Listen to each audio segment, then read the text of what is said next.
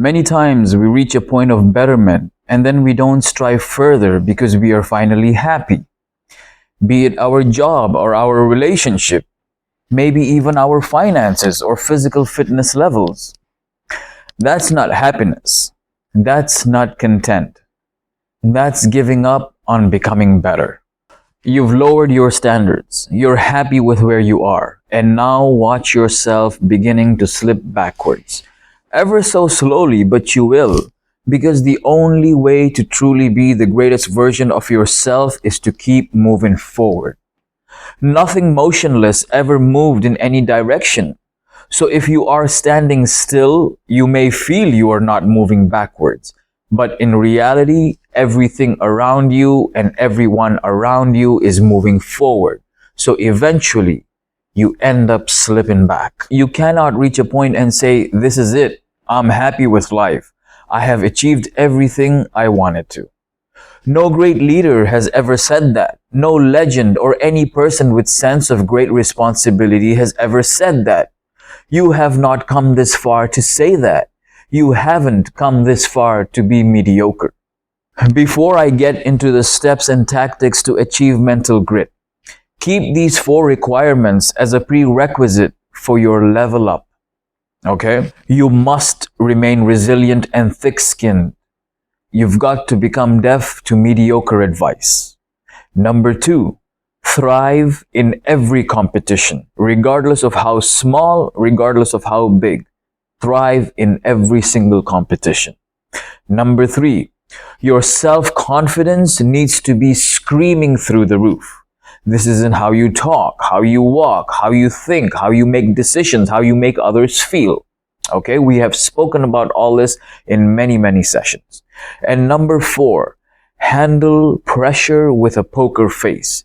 Be stoic, be calm, be contained, and handle everything that comes your way with complete stability and everything in your control.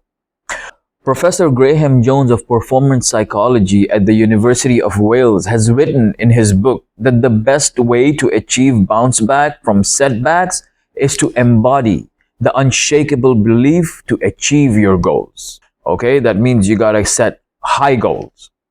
Peter Cloud, the psychology professor at University of Hull, has added to that in his book, where he identifies that mental toughness, or mental grit in this case, is not a habit, but rather a personality trait. Everyone can achieve it, however, and there is no condition to genetics on how mentally tough one can get. It can be innate to a certain degree, which definitely helps. The great warriors of the world came with great lineage of mental toughness. But the reality is that mental grit is achievable by anyone who has enough reason, who wants nothing more than complete control and prediction of every step and every breath that they take. So let's begin going into the step-by-step process of building mental grit and what to expect along the way. Okay? Let me just begin right off the bat by saying that mental grit does not get built at the gym. It surely helps greatly, but that's not the backbone or core of mental grit. See, let me tell you something very quickly, that discipline uses emotion to a certain degree. Discipline knows the result it wants. It knows why it wants those results, either to get into a better financial situation, or either want to never be hurt again, or either want to be resilient to future pain. So discipline really is being motivated by desire or a result for something to be achieved. Mental grit does not care for emotions. It does not care for the future result or why you are doing what you are doing. Mental grit uses logic, only logic, 100% logic. Mental grit is the present. It sees no reward for the pressure it's being put under. Its approach to everything is just logic. Okay? When a fireman is in a fire and he sees a cat and a woman in a burning house, the woman is much further off than the cat. In this split moment, logic is telling him to grab the cat and head out. Emotion is telling him to save the lady. Mental grit, however, does not let emotion or logic interfere in this situation. It's a trained response. He goes as far as he can and grabs whatever he can on his way out.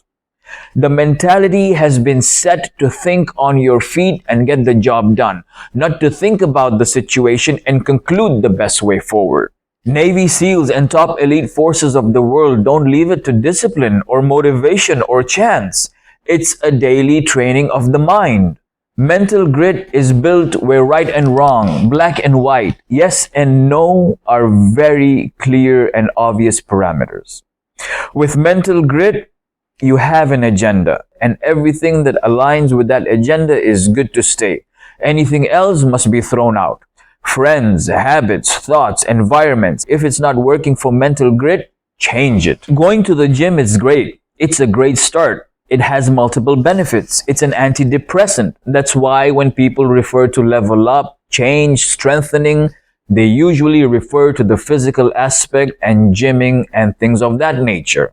While all that is good, I want you to consider this, that while being in great health is important for mental grit, it's not everything. Okay? A healthy body and even a good physique are good support tools for mental grit, but mental grit really requires logical challenges. While the gym is on a physical challenge, you see yourself in the mirror, it motivates you, you have a goal to achieve for your own reasons. That motivates you further. You're using physical strength and emotions. Okay, let me tell you that in your whole health or physical transformation challenge, there wasn't much logic. Actually, it was all almost emotionally driven. See, mental grit does not care for emotion at all, nor does it care for logic. It's here now, at the present moment, and the job needs to get done. You already have your preset beliefs of what is white, what is black, what is good, what is bad, what to achieve, and what to avoid.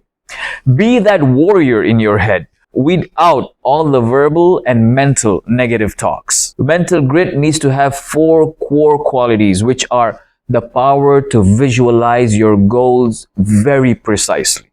Okay, that's very important. Number 2, pay attention to and control all your actions consciously.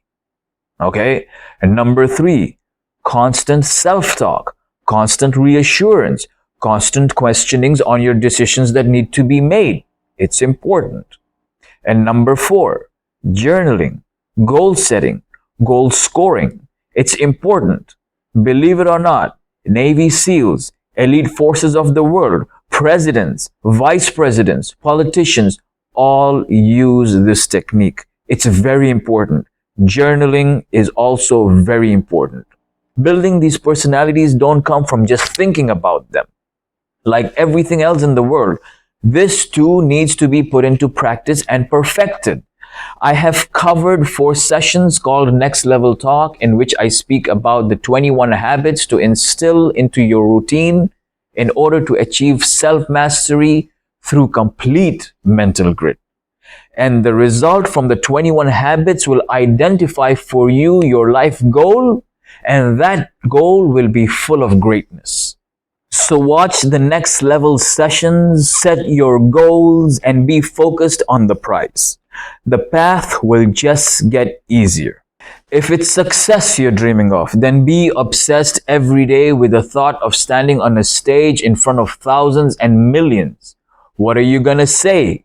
What are you gonna do? How will you stroll around the stage? What would you want to wear? Are you gonna have Red Bull or medicated edibles to handle your nerves? Start thinking about all that. Start Googling that.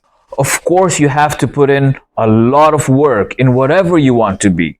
You must put in a lot of hard work and hard time, because success is made for hard men. Hard on the inside, hard with their decisions, hard with their goals, hard on themselves. The idea is not to focus on the journey.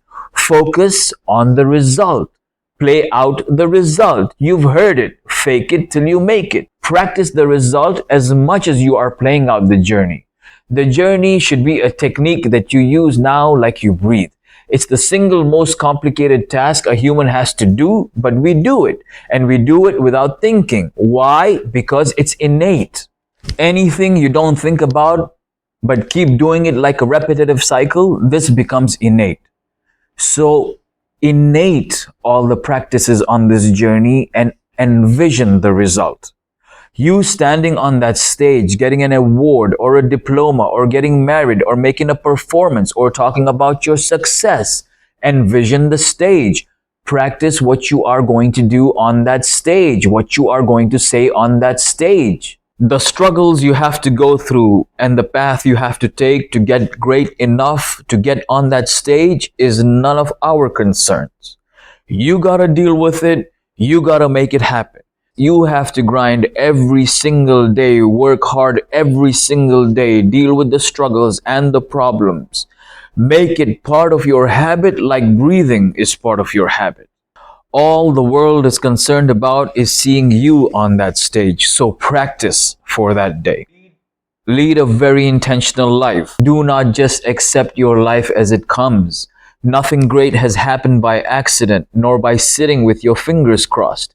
You must put in the work to achieve the greatness, and you have already begun. Be safe, be positive, and keep making wise choices every day as you level up.